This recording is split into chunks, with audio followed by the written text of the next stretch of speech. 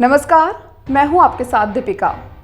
भारत में corona virus का प्रकोप लगातार बढ़ता ही जा रहा है।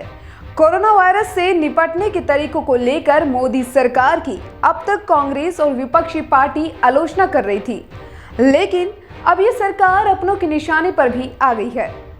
कोरोना के बढ़ते केसों और चारों तरफ ऑक्सीजन से लेकर बेड के लिए चारों ओर भागते दौड़ते लोग ही नजर आते हैं।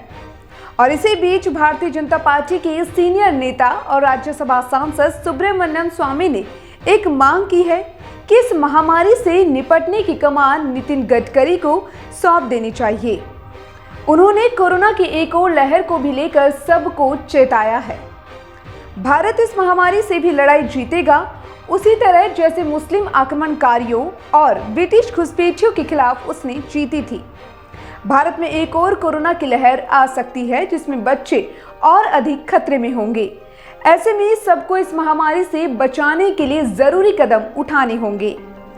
कोरोना से जंग का जिम्मा प्रधानमंत्री नरेंद्र मोदी को नितिन गडकरी को सौंप देना चाहिए।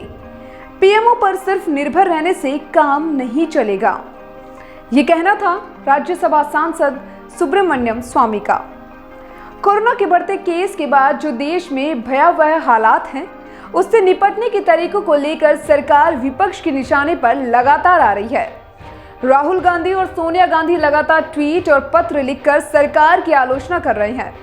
यहां तक राहुल गांधी ने तो ये भी कह दिया कि अब देश में लॉकडाउन लगाने की जरूरत है। ये पहली बार नहीं है, इससे पहले भी ऑक्सीजन की भारी किल्लत को लेकर सुब्रमण्यम स्वामी ने मोदी सरकार को घेरा था।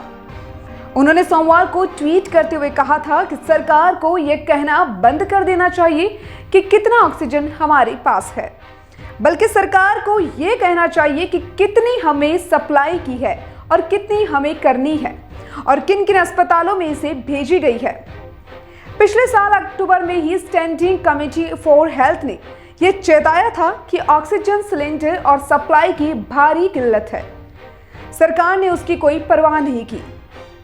हालांकि इन सब के बाद जब एक यूजर ने स्वामी से कहा कि स्वास्थ्य मंत्री हर्षवर्धन को पद से हटा देना चाहिए, तो स्वामी ने इससे इनकार कर दिया और कहा नहीं, हर्षवर्धन को भी फ्री हैंड नहीं छोड़ना चाहिए, पर वो इतने विनम्र हैं कि अधिकारियों से सख्ती से नहीं बोल पाते। गडकरी के साथ वो ज्यादा अच्छे से काम कर पाएंगे। इसी के साथ ही अब देखने वाली बात तो ये है कि जब खुद अपने लोग ही पीएमओ की आलोचना करने लग गए, तो बाकी विपक्षी पार्टी का तो क्या ही कहना।